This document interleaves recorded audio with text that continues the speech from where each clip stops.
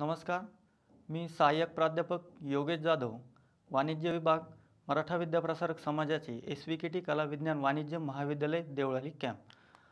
आज आपण TY.BCom या वर्गाच्या कंपल्सरी विषय असलेला ऑडिटिंग हा अंकेक्षण हा विषय आपण या ठिकाणी अभ्यासायला घेणार आहोत. या विषयाची आपण प्रथमतः अंकेक्षणाची ओळख व संकल्पना या ठिकाणी आपण अभ्यासणार आहोत.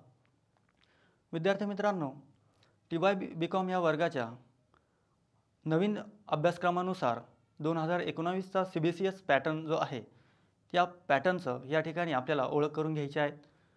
या ठिकाणी आपल्याला अंकेक्षणाची ओळख या ठिकाणी महत्त्वपूर्ण माहिती या ठिकाणी आपल्याला करून घ्यायची आहे. विद्यार्थी मित्रांनो, आज आपण या सेशन एजेंडामध्ये जे काही मुद्दे अभ्यासणार आहोत ते म्हणजे अंकेक्षणाचा अर्थ व व्याख्या. यानंतर आपण अंकेक्षणाचे अर्थ व व्याख्या झाल्यानंतर अंकेक्षणाचे स्वरूप जे आहेत या ठिकाणी ते अभ्यासणार आहोत. अंकेक्षणाचे स्वरूप झाल्यानंतर आपण अंकेक्षणाचे लगेच उद्दिष्ट पण या ठिकाणी अभ्यासणार आहोत आणि शेवट अंकेक्षणाचे फायदे कोणकोणते व्यावसायिकांना होतात हे या ठिकाणी आपल्याला अभ्यासायचे आहेत. विद्यार्थी मित्रांनो, या नवीन अभ्यासक्रमानुसार आपल्याला एकूण 4 प्रकरणांचा या ठिकाणी अभ्यास करायचा आहे. त्यापैकी पहिलं प्रकरण म्हणजे अंकेक्षणाची ओळख व त्यामधील असणारे तत्वे. यामध्ये विद्यार्थी मित्रांनो आपण हे जे काही 4 मुद्दे आपण अभ्यासणार आहोत. यानंतर आपण आजच्या सत्रामध्ये आपल्याला कोणकोणत्या गोष्टींचा अभ्यास करायचा आहे या ठिकाणी आपण बघणार आहोत. ते म्हणजे अंकेक्षणाची प्रस्तावना असेल, अंकेक्षणाचा अर्थ असेल व अंकेक्षणाची व्याख्या आपल्याला समजून घ्यायची आहे. विद्यार्थी मित्रांनो, अंकेक्षण हे करणं काळाची गरज आहे, परंतु स्वातंत्र्यपूर्व काळामध्ये म्हणजेच औद्योगिक क्रांतीपूर्व काळामध्ये अंकेक्षण करत असताना तो व्यवसायाचा जो मालक असेल किंवा व्यवसायाचं जे व्यवस्थापन असेल तो एकच व्यक्ती करत असायचा. म्हणजे काय असायचं, यामध्ये अंकेक्षणाची जी काही भूमिका आहे तो व्यवसायाचा मालकच या ठिकाणी पार पाडत असायचा. परंतु औद्योगिक क्रांतीनंतर किंवा स्वातंत्र्यपूर्व काळानंतर ज्या काही बदल घडले, व्यवसायाचं आकारमान, व्यवसायाचं स्वरूप जे असेल जे बदल किंवा त्याच्यामध्ये जे काही बदल घडले गेले, यानंतर अंकेक्षणाची जी काही गरज आहे ती गरज विशिष्ट व्यक्तीला नेमणूक करून अंकेक्षण करणे ही काळाची गरज या ठिकाणी आपल्याला निर्माण झालेली आहे. मग यावरूनच अंकेक्षणाची व्याख्या असेल, अर्थ असेल तो आपण या ठिकाणी समजून घेणार आहोत. यानंतर अंकेक्षणाचे स्वरूप असेल, अंकेक्षणाची जी काही उद्दिष्ट असेल ते पण या ठिकाणी आपल्याला अभ्यासायचे आहे. विद्यार्थी मित्रांनो, अंकेक्षणाचे स्वरूप हे या आजच्या काळामध्ये खूप व्यापक झालेले आहेत. म्हणजे अंकेक्षण करणं काळाची गरज आहे. यामुळे अंकेक्षणाची खूप सारी उद्दिष्टे या ठिकाणी आपल्याला दिसून येत असतात. यानंतर आपल्याला तिसरा मुद्दा लगेचच अंकेक्षणाचे विविध फायदे कोणकोणते आहेत. विद्यार्थी मित्रांनो, अंकेक्षण केल्यामुळे व्यावसायिकांना कशा प्रकारे फायदे होतात, भागधारकांना कशा प्रकारे फायदे होतात, गुंतवणूकदार जे असतात व्यवसायामध्ये जे फायनान्स प्रोव्हाइड करतात, पैसा पतपुरवठा करत असतात, यांना कशा प्रकारे फायदा होतो. त्याचबरोबर विविध बँका असतील, जे इतर जे काही सामाजिक घटक असतील यांना अंकेक्षणाचा कशा प्रकारे फायदा होतो हे आपण या आजच्या लेक्चरमध्ये अभ्यासणार आहोत. मग यानंतर आपण जे काही आज अंकेक्षणाची प्रस्तावना असेल किंवा अर्थ असेल ती या ठिकाणी बघणार आहोत. विद्यार्थी मित्रांनो, अंकेक्षणाची प्रस्तावना सांगायची झाली तर या ठिकाणी अंकेक्षणाची ओळख करून घेणं गरजेचं असतं. अंकेक्षण हे ऑडिटिंग या शब्दाचे मराठीत भाषांतर आहे. विद्यार्थी मित्रांनो, आपण या ठिकाणी अंकेक्षकाला किंवा अंकेक्षणाला विविध नावांनी सुद्धा या ठिकाणी ओळखलं जात असतं. लेखापरीक्षण असेल किंवा हिशोब तपासणीस असेल, असे सुद्धा खूप सारे शब्द या ठिकाणी वापरले जात असतात. यानंतर विद्यार्थी मित्रांनो, ऑडिट या शब्दाची उत्पत्ती व्याप्ती या ठिकाणी लॅटिन भाषेतील ऑडियार या शब्दापासून तयार झालेली आहे असे मानले जात असते. परंतु विद्यार्थी मित्रांनो, ऑडियार या शब्दाचा अर्थ काय असतो तर ऐकणे. तर या ठिकाणी शब्दशः अर्थ न घेता या ऑडिटिंग किंवा अंकेक्षणाचा जो अर्थ आहे या ठिकाणी खूप व्यापक किंवा त्याचं जे काही व्यावसायिक स्वरूप आहे ते खूप मोठ्या प्रमाणात आहे असं या ठिकाणी मानलं जात असतं. विद्यार्थी मित्रांनो, अंकेक्षकाची जी भूमिका आहे ती भूमिका आपल्याला महत्त्वपूर्ण मानली जात असते. म्हणजेच तुम्हाला मी मगाशीच सांगितलं, स्वातंत्र्यपूर्व काळामध्ये अंकेक्षकाला जी काही भूमिका असेल ती भूमिका अंकेक्षकाची भूमिका व्यवसायाचा मालकच या ठिकाणी करत असायचा.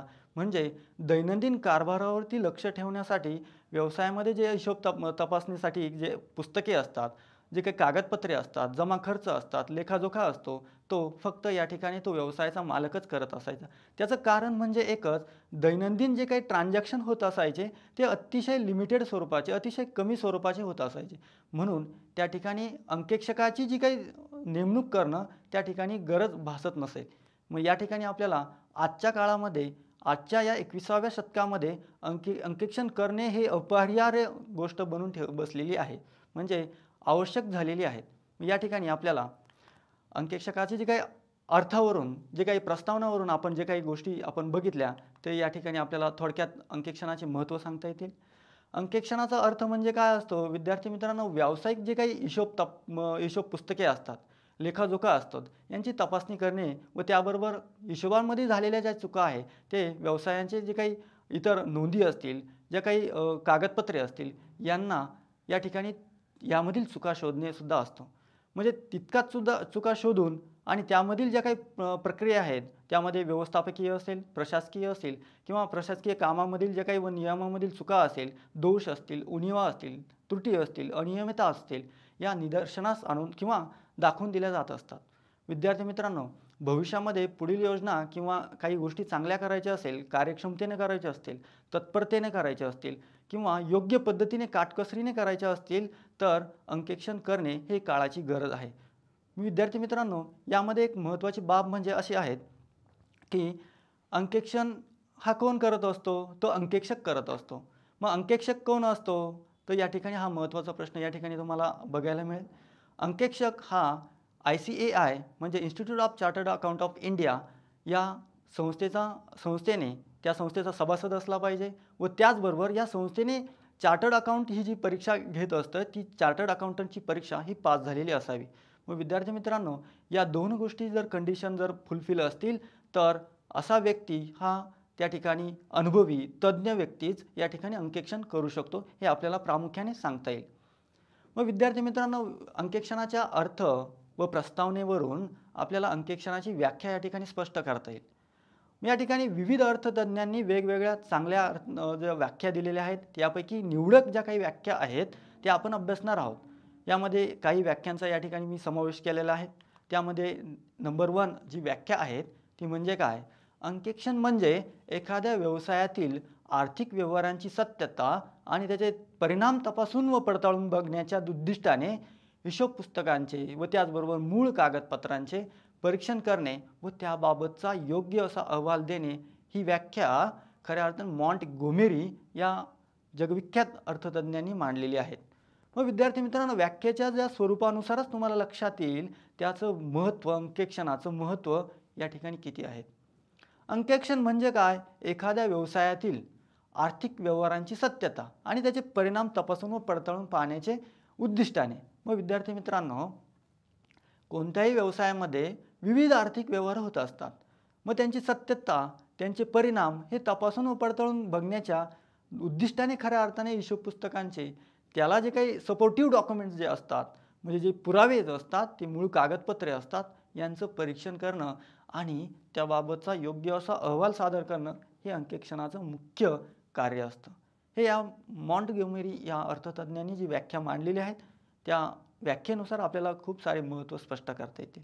यानंतर आपण दुसरी व्याख्या बघूया. दुसरी व्याख्या ही R.G. विल्यम्स या अर्थतज्ज्ञांनी मांडलेली आहेत. यामध्ये व्यवसायाची वास्तव आर्थिक स्थिती व सत्य व बिनचूक आहे किंवा त्यासाठी दाखवण्यासाठी ताळेबंद योग्य प्रकारे तयार करण्यात आलेले आहेत का किंवा नाही, याबाबतची खात्री तयार करून घेण्याच्या दृष्टीने व्यवसायाच्या हिशोबांचे, पुस्तकांचे, खात्यांचे, कागदपत्रांचे परीक्षण करणे म्हणजेच अंकेक्षण होय. विद्यार्थी मित्रांनो, या सर्व व्याख्यांमध्ये त्यामध्ये कागदपत्रांचा समावेश होत असतो. कुठल्याही अकाउंटिंग टर्म्समध्ये व्यवसायाचं जे काही लेखाजोखा ताळेबंद असतं, नफा-तोटा पत्रक असतं, तेरीच पत्रक असतं किंवा इतर जे काही कीर्द असते किंवा जर्नल एंट्री असेल, त्याचबरोबर लेजर असेल, विविध अकाउंट्स असतील, हे या ठिकाणी तपासून घेणे व त्याचं परीक्षण करणे व वास्तविक ज्या काही ॲसेट्समध्ये किंवा लायबिलिटीजमध्ये ज्या काही मालमत्ता या ठिकाणी त्यांनी नमूद केलेल्या असतील, त्या ॲक्च्युलीमध्ये व्यवसायामध्ये किंवा व्यवसायाच्या जे काही मॅन्युफॅक्चरिंग कंपनीमध्ये या ठिकाणी आहेत की नाही, या सत्यता बघण्याची काम, याची पडताळून बघण्याचं काम या ठिकाणी अंकेक्षकाचं असतं. म्हणजे काही मालमत्ता या अशा असतात की त्यांचं सत्यापन व मूल्यांकन करणं सुद्धा गरजेचं असतं. उदाहरणार्थ द्यायचं झालं तर मशिनरी असेल, ही मशिनरी जी असते याचं व्हेरिफिकेशन अँड व्हॅल्युएशन करावे लागत असतं.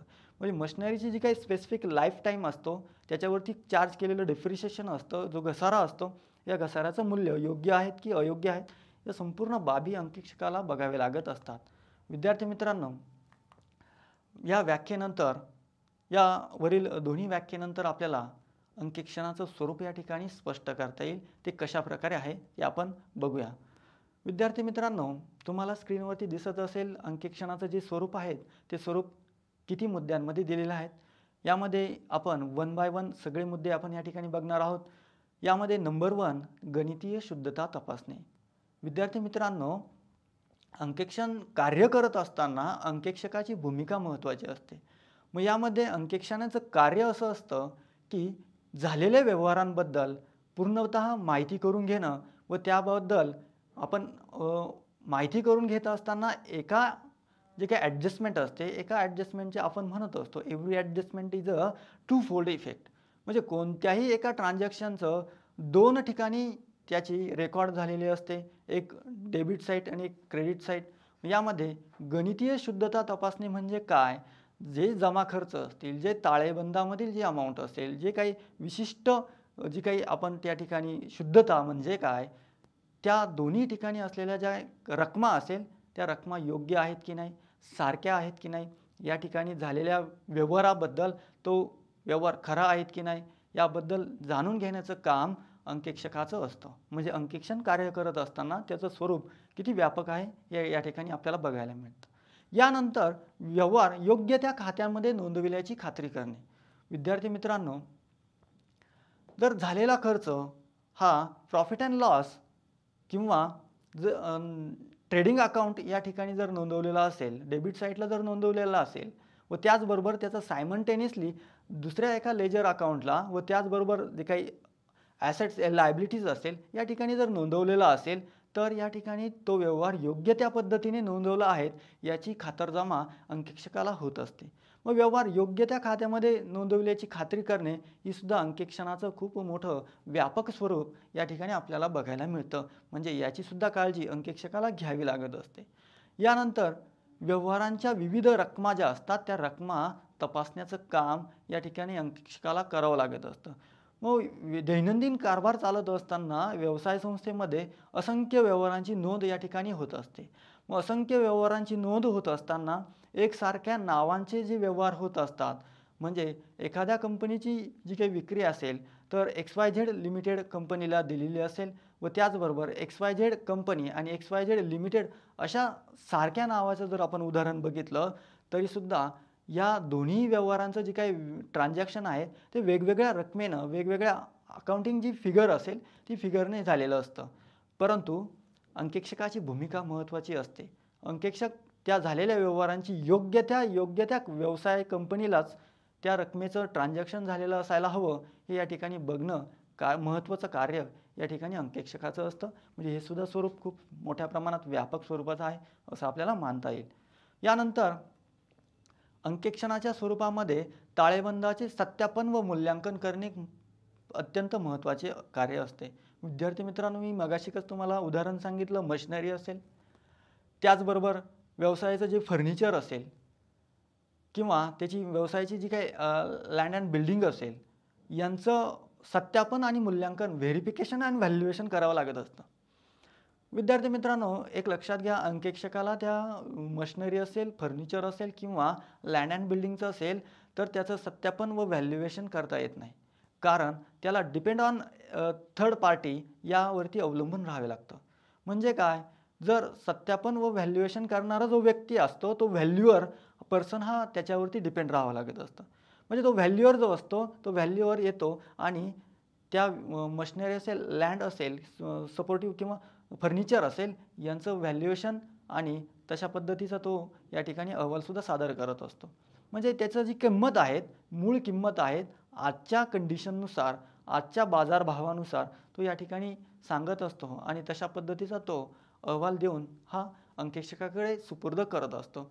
म्हणजे ताळेबंदामधील ज्या काही फिगर्स आहेत, मग उदाहरण द्यायचं झालं मशिनरी असेल, फर्निचर असेल, लँड अँड बिल्डिंग असेल, यांचं जे मूल्यांकन आहे ते मूल्यांकन करत असताना थर्ड पार्टीवरती आपल्याला डिपेंड राहावं लागतं. मग याची काळजी अंकेक्षकाला या ठिकाणी घ्यावी लागते आणि योग्य ते मूल्यांकन करूनच त्या ताळेबंदातील ज्या काही रकमा दर्शविलेल्या आहेत त्या रकमेचं या ठिकाणी मूल्यांकन करणं गरजेचं आहे. म्हणजे अंकेक्षण करत असताना ताळेबंदामधील ज्या काही अमाऊंट दिलेल्या आहेत, ज्या काही फिगर्स नोंदवलेल्या आहेत, यांचंसुद्धा काळजी या ठिकाणी अंकेक्षकाला घ्यावी लागत असते. यानंतर सर्व खात्यांमधील व्यवहारांची जी काही पुरावा असेल तो पुरावा बघूनच त्याची खातरजमा करणं गरजेचं असतं. विद्यार्थी मित्रांनो, जे काही फ्रॉड्स होत असतात किंवा अफरातफर होत असतात, जे काही चुका होत असतात किंवा अफरातफरी होत असतात, तर या अफरातफरीवरती लक्ष ठेवणं गरजेचं असतं. मग यासाठी अंकेक्षकाची भूमिका महत्त्वाची असते ना. यासाठी अंकेक्षकाला झालेल्या व्यवहारांचे पुरावे या ठिकाणी मागवून घेण्याचा किंवा ते बघण्याचा व त्यासाठी जे काही तत्सम अधिकारी असतील, तत्सम जे काही व्यवस्थापकीय अकाउंटंट असेल, यांची या ठिकाणी त्यांना त्यांच्यासमोर या ठिकाणी अंकेक्षकाकडे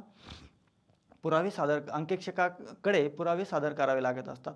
या सर्व झालेल्या व्यवहारांची, खात्यांची, झालेल्या ट्रान्झॅक्शनची, झालेले जे काही नोंदी असतील, या नोंदींच्या ज्या काही पुरावे असतील, सपोर्टिव्ह डॉक्युमेंट्स असतील, ते डॉक्युमेंट्स या ठिकाणी सादर करणे आणि त्याचबरोबर ते बघूनच त्या झालेल्या व्यवहारांच्या रकमा या ठिकाणी स्पष्ट करणे या अंकेक्षकाचं महत्त्वपूर्ण कार्य स्वरूपानुसार हे स्पष्ट होत असतं. यानंतर व्यवसायामध्ये तेरीज पत्रक असेल, व्यापारी पत्रक असेल, त्याचबरोबर नफा तोटा पत्रक, ताळेबंद, विविध खाते यांची खातरजमा करणे किंवा खात्री करणे अत्यंत महत्त्वाचं कार्य या ठिकाणी असतं. विद्यार्थी मित्रांनो, प्रॉफिट अँड लॉस असेल किंवा ट्रेडिंग अकाउंट असेल, ट्रेडिंग अकाउंटला झालेला जो काही नफा असेल तो carry forward next profit and लॉसला कॅरी फॉरवर्ड केला आहेत की नाही, या ठिकाणी याचीसुद्धा काळजी अंकेक्षकाला घ्यावी लागत असते. व त्याचबरोबर एखादी मशिनरी असेल, फर्निचर असेल, त्याचबरोबर फिक्स ॲसेट कोणती असेल, तर यावरती डेप्रिसिएशन जे चार्ज केलेले आहेत ते डेप्रिसिएशन यामधून वजा केलेलं आहेत की नाही, ॲसेटमधून वजा केलेलं डेप्रिसिएशन हे प्रॉफिट अँड लॉसला दिलेलं आहेत की नाही, याचीसुद्धा या ठिकाणी अंकेक्षकाला व्हेरिफिकेशन करावं लागत असतं व त्याची पडताळणी करावी लागत असते, खात्री करून घ्यावी लागत असते.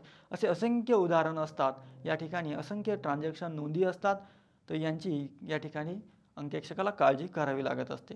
त्याचबरोबर व्यवहारातील कुठल्याही एका व्यवहारामध्ये शंकेचं जोपर्यंत निरसन होत नाही, म्हणजे त्या व्यवहाराची खात्री जोपर्यंत पटत नाही, तोपर्यंत अंकेक्षकाला त्या व्यवहाराची किंवा ते व्यवहार पडताळण्याची, तो व्यवहार बघण्याची अंकेक्षकाला त्या ठिकाणी अधिकार प्राप्त झालेला असतो.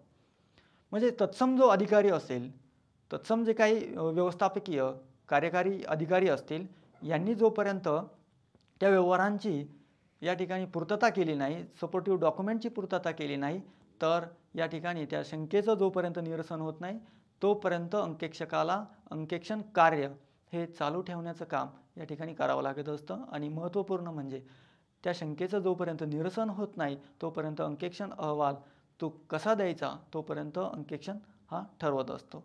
अंतिम आपलं जे काही स्वरूप आहे ते म्हणजे अंतिम अंकेक्षण अहवाल सादर करणे व त्याचबरोबर तसे योग्य ते प्रमाणपत्र सादर करणे. विद्यार्थी मित्रांनो, ज्या व्यवसायाचं अंकेक्षण करत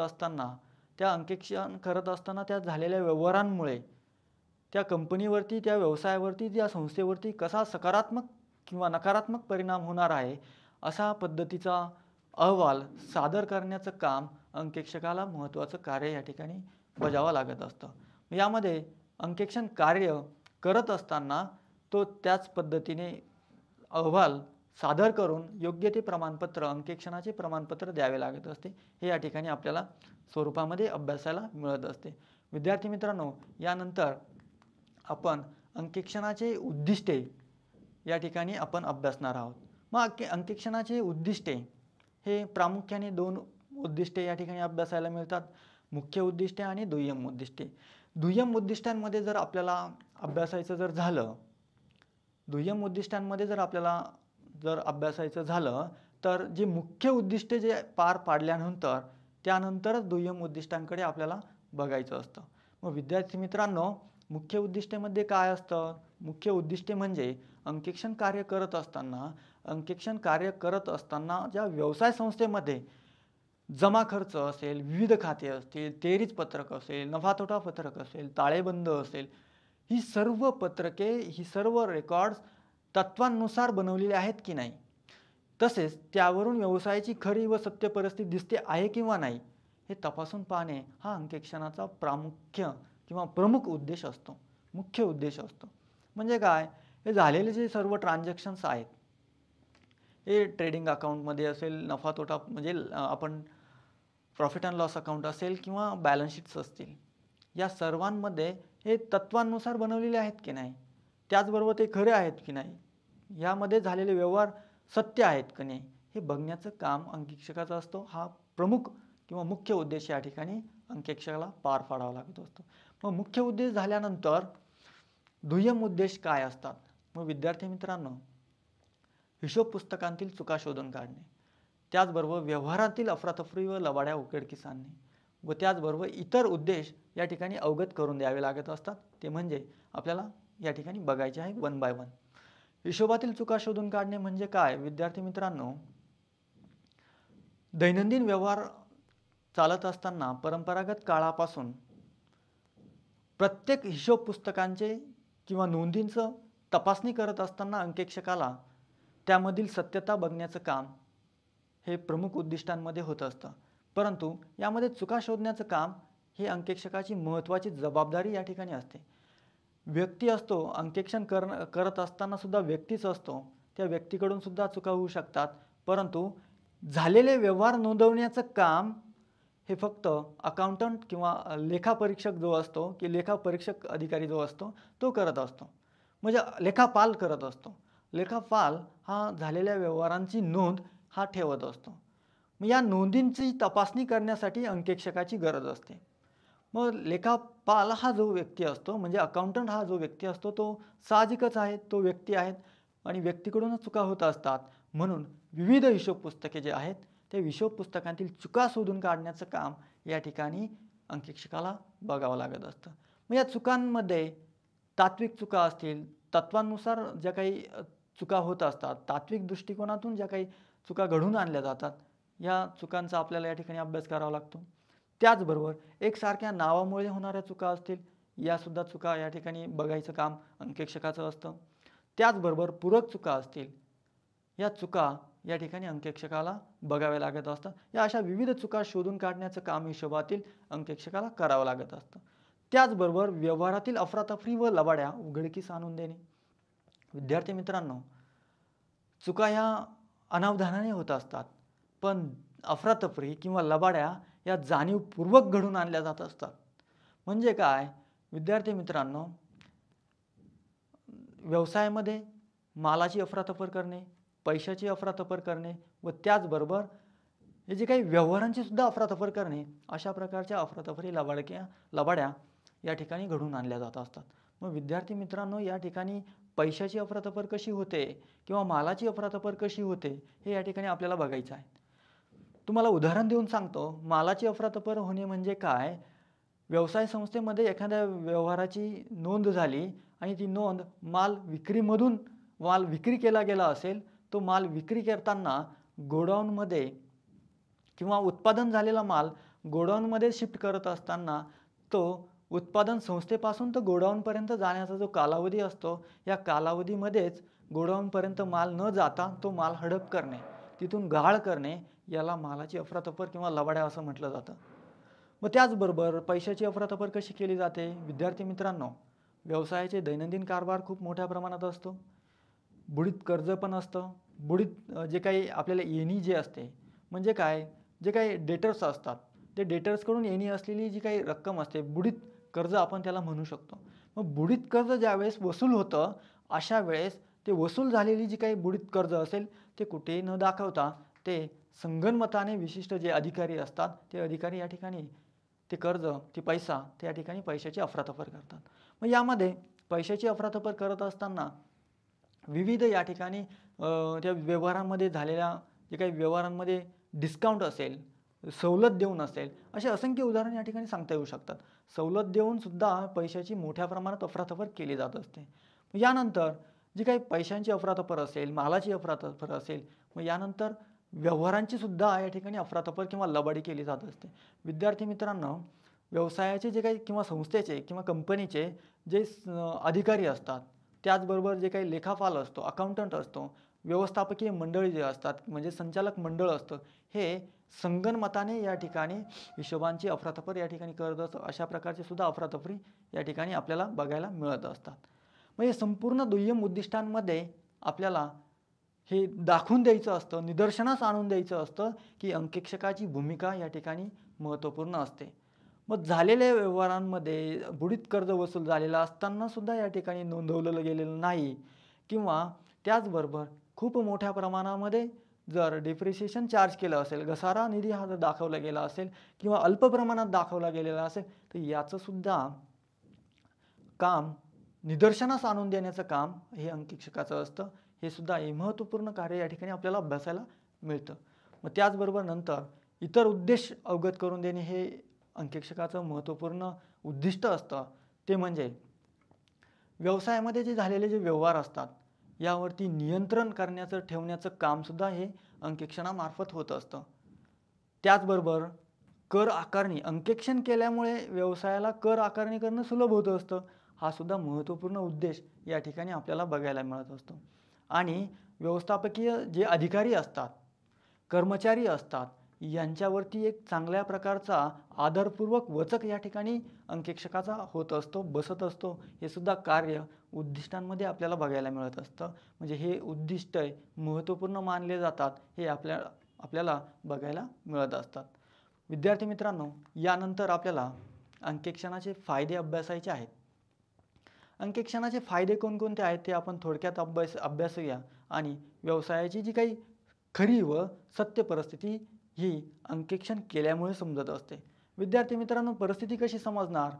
अंकेक्षण केल्यामुळे जे झालेले व्यवहार आहेत, या झालेल्या व्यवहारांची तपासणी झाल्यानंतर, ही तपासणी केल्यानंतर अंकेक्षकाला जी काही अंकेक्षक अहवाल सादर करतो, मग त्यामध्ये असणाऱ्या व्यवहारांमध्ये जी सत्यता आहेत, ती सत्यता किंवा ती खरी व ॲक्च्युअल परिस्थिती समजत असते. म्हणून अंकेक्षण करण्याचा फायदा हा खूप मोठ्या प्रमाणात आहे.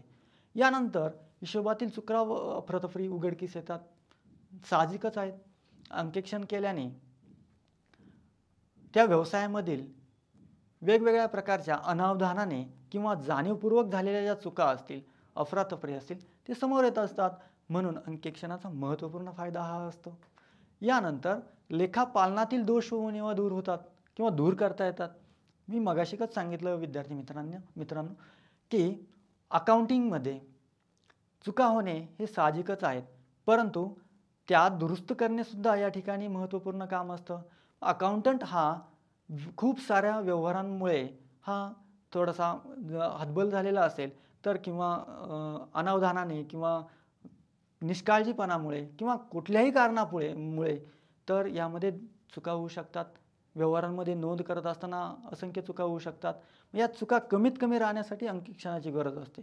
म्हणून अंकेक्षणाचा फायदा लेखापालनातील दोष म्हणजे अकाउंटंटकडून होणाऱ्या ज्या काही चुका असतील त्या चुका किंवा उणिवा या दूर करता येत असतात. हे आपल्याला महत्त्वपूर्ण फायदे या ठिकाणी सांगता येईल. म्हणून या ठिकाणी अंकेक्षण केल्यामुळे व्यवसायाच्या नावलौकिकात वाढ होत असते. हे महत्त्वपूर्ण फायदा आपल्याला या ठिकाणी सांगता येईल. म्हणजे नावलौकिकात वाढ होणे म्हणजे व्यवसायाचा विस्तार होऊ शकतो, व्यवसायामध्ये नफा तितकाच वाढू शकतो, हे सुद्धा या ठिकाणी आपल्याला सांगता येईल. यानंतर अजून काय फायदे होऊ शकतात तर व्यवसायाला कर्ज उभारणी करणेसुद्धा सुलभ होत असते. म्हणजे काय, व्यवसायाचं दैनंदिन कार्य हे योग्य पद्धतीने आहे हे आपल्याला या ठिकाणी अंकेक्षण अहवाल सादर केल्यामुळे समजून येत असते. म्हणून वित्तीय संस्था ज्या आहेत त्या कर्ज उभारणी करण्यासाठी या आपल्याला खूप साऱ्या पॉझिटिव्ह या ठिकाणी ॲप्रोचने आपल्याला सांगत असतात किंवा बघत असतात, हे आपल्याला या ठिकाणी बघता येईल. यानंतर कर आकारणी सुलभ होत असते. निश्चितच ऑडिटिंगचा अर्थच आपल्याला अंकेक्षणाचा अर्थच या ठिकाणी आपल्याला सांगता येईल.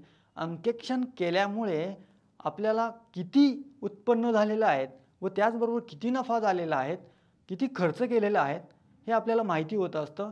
म्हणून उत्पन्नावरती आपण कर आकारणी करत असतो, मग अशी कर आकारणी या ठिकाणी सुलभ होत असते, हे या ठिकाणी आपल्याला सांगता येईल. त्याचा फायदा हा महत्त्वपूर्ण आहे. यानंतर गुंतवणूकदारांकडून निर्णय घेण्यासुद्धा मदत होत असते.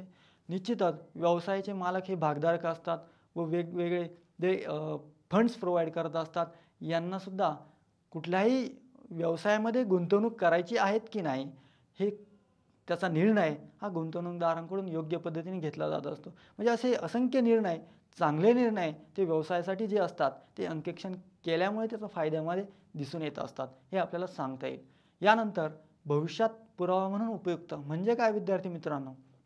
अंकेक्षण केल्याने अंकेक्षक अहवाल हा सादर करत असतो, अंकेक्षक अंकेक्षण अहवाल सादर करत असतो. असा हा अहवाल या ठिकाणी भविष्यामध्ये योग्य प्रतिमा असलेल्या व्यवसायाशी निगडित असलेला व्यवसायाशी आपल्याला भविष्यात पुरावा म्हणून उपयुक्त ठरत असतो आणि तो नक्कीच या ठिकाणी फायदेशीर होईल, हे आपल्याला या ठिकाणी अंकेक्षणाच्या फायद्यांमध्ये सांगता येईल.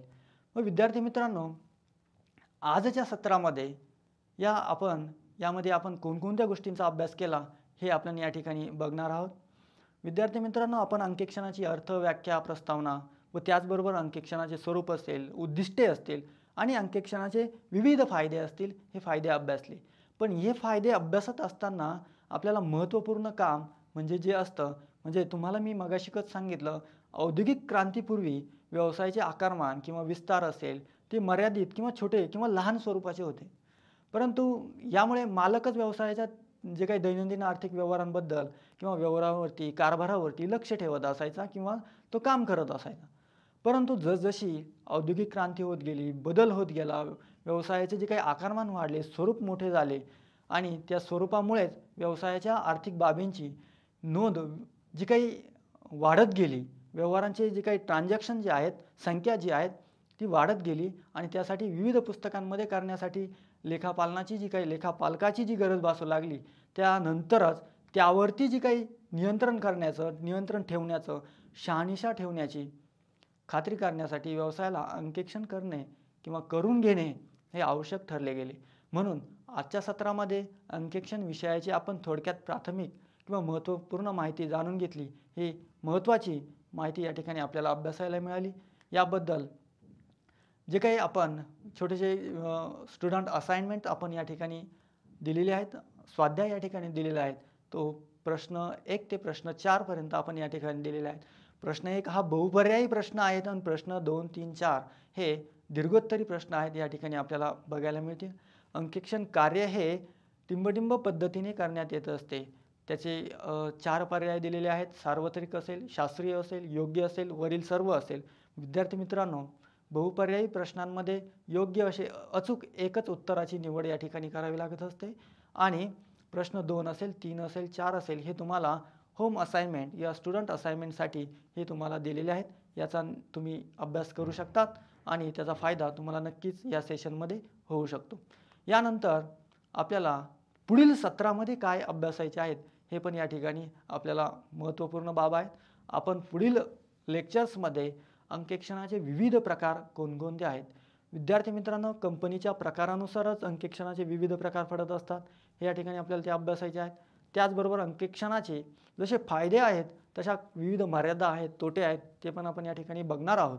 आणि अंकेक्षण कागदपत्रे कोणकोणते असतात, अंकेक्षण ऑडिट डॉक्युमेंट्स हे आपल्याला निश्चितच बघायचे आहेत. यामध्ये अंकेक्षकाची भूमिका महत्त्वपूर्ण असते आणि अंकेक्षण करत असताना, अंकेक्षण कार्य पार पडत असताना अंकेक्षकाला जी नोंदवही बाळगावी लागत असते, ती सांभाळावी लागत असते, मेंटेन करावी लागत असते. नोंदवही रेकॉर्ड्स ते मेंटेन करावे लागत असतात. ती नोंदवहीचा फायदा या ठिकाणी अंकेक्षण कार्य करत असताना कशा प्रकारे होतो हे या ठिकाणी आपल्याला बघायचं आहे. मग पुढील सत्रामध्ये आपण या 4 गोष्टी आपण अभ्यासणार आहोत. यासाठी निश्चितच आपल्याला नक्कीच फायदा होईल हे आपल्याला या ठिकाणी सांगता येईल. धन्यवाद.